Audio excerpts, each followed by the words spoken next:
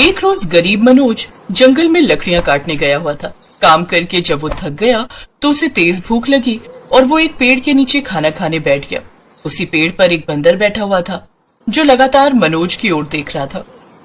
लगता है इसे भूख लगी है। अच्छा रुक, ले तू ये केले खा।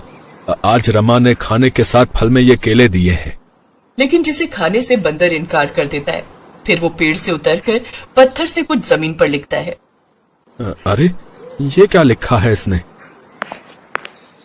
मुझे फल नहीं खाना, ये खा खा कर मैं बोर हो गया हूँ।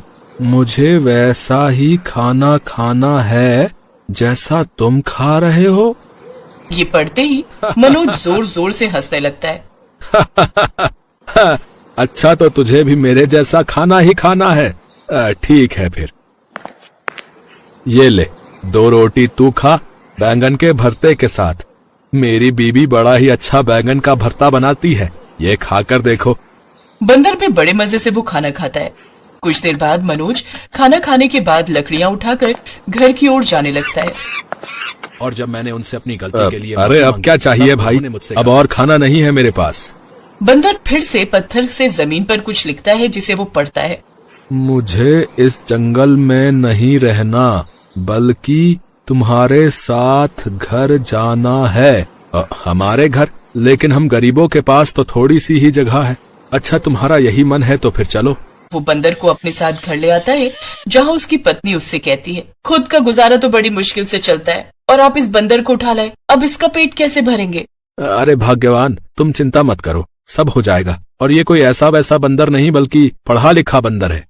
फिर मनोज उसे सारी बात बताता है। मनोज का घर मिट्टी का बना हुआ था जिसमें 3 छोटे कमरे थे। वो उस बंदर को रहने के लिए जगह दे देता है। कुछ ही दिनों में ये बात हर जगह फैल गई। अरे इस मनोज ने भी इस बंदर को सर पर चढ़ा रखा है। उसे अपने घर में रहने के लिए कमरा दिया है, साथ ही उसे खाने पीने को भी देता है। कुछ दिनों बाद मनोज की बेटी शगुन अपनी बुआ के घर से वापस लौट आती है। ये क्या बाबा, हर जगह गांव में एक ही चर्चा हो रही है कि आपने किसी बंदर को अपने यहाँ रखा हुआ है।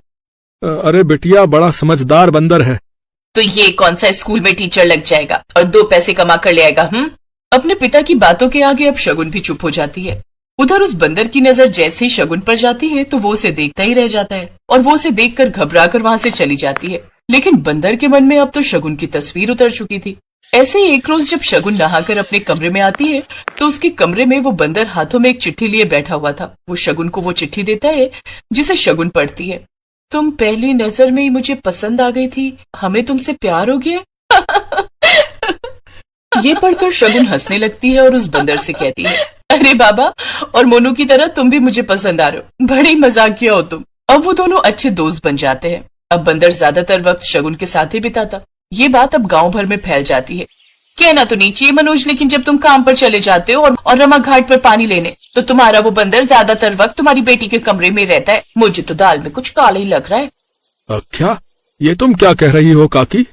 कई बार देखा है मैंने उसे, तुझे यकीन ना हो तो और लोगों से ही पूछ ले। बात सुनते ही मनोज गुस्से में उस बंदर के पास जाता है और उससे सच्चाई जानने की कोशिश करता है, जिस पर वो बंदर एक कागज पर कुछ लिखता है और मनोज को पकड़ाता है, जिस पर लिखा हुआ था कि अगर तुमने अपनी बेटी की शादी मुझ बंदर से नहीं करवाई तो मैं तुम्हारी जान ले लूंगा।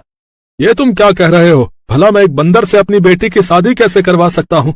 मैंने तुम्हें अपने घर में जगह दी, खाने को दिया, और आज तुम मेरी ही जान लेने पर उतारू हो। और तू मुझे क्या मारेगा? मैं ही खुद की जान ले लूंगा। कम से कम एक बंदर से मुझे अपनी बेटी की शादी तो नहीं करनी पड़ेगी। ये कहकर मनोज अपने ऊपर मिट्टी का तेल डालने लगता है। ये आप क्या कर रहे हैं बाबा? मैं आपको ऐसे नहीं करने दूंगी। अगर इस बंदर की यही तमन्ना है तो ठीक है, मैं इससे शादी के लिए तैयार हूँ। शायद अब यही मेरा नसीब है। अब मनोज के पास और कोई रास्ता नहीं था और वो शगुन की शादी उस बंदर से करवा देता है। वो मनोज के कच्चे घर के सामने ही एक झोपड़ी डालकर उस बंदर के साथ रहने लगी। लेकिन रमा इन सबसे बड़ी उदास रहती। मैं कैसी माँ हूँ जो अपनी जवान बेटी की शादी एक बंदर से होते हुए देखती रही और मैं कुछ न कर सकी। लेकिन मैं उस बंदर को छोड़ूंगी नहीं। एक रात रमा गुस्से में उस बंदर को मारने के इरादे से उस झोपड़ी में जाती है जहाँ से उसे किसी के हंसने की आवाजें आ रही थी। ये भला अंदर से किस आदमी की आवाज आ रही है? रमा खिड़की से अंदर की ओर झांकती है तो एक सुंदर सा लड़का उस कमरे में खड़ा हुआ था और बाहर की तरफ बंदर की खाल पड़ी हुई थी। ये लड़का मेरी बेटी के साथ कितना जच रहा है और एक वो बंदर है, मुझे इसे किसी भी तरह खत्म करना होगा। रमा उस बंदर की खाल को आग लगा देती है, लेकिन जैसे ही वो खाल जलती है शगुन के साथ कमरे में खड़ा लड़का भी जलने लगता है और फिर अचानक से गायब हो जाता है। ये तुमने क्या किया माँ, अपनी ही बेटी का सुहाग उजाड़ दिया। एक रोज वो एक पेड़ के नीचे बैठी हुई थी कि तभी दो चिड़िया आपस में बातें कर रही थी। मैंने सुना है पास के नगर के राजकुमार को किसी ने जला दिया है और वो अभी तक ठीक नहीं हुए। शगुन को समझते देर नहीं लगती कि वो उसका पति ही है।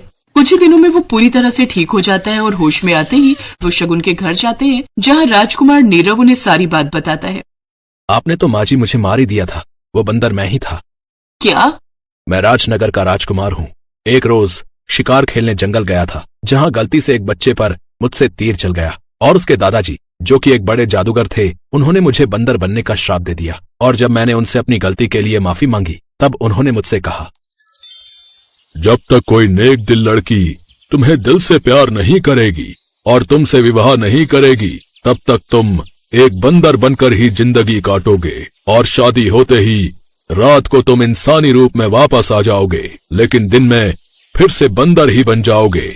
और फिर जैसे ही शादी के बाद अमावस्या आएगी, तुम इस रूप से आजाद हो जाओगे।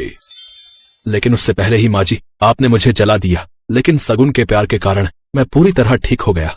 ये बात पता चलते ही सभी लोग हैरान थे, लेकिन मनोज और रमा बहुत खुश थे, क्योंकि उनकी बेटी को महलों का राजकुमार जो मिल गया था।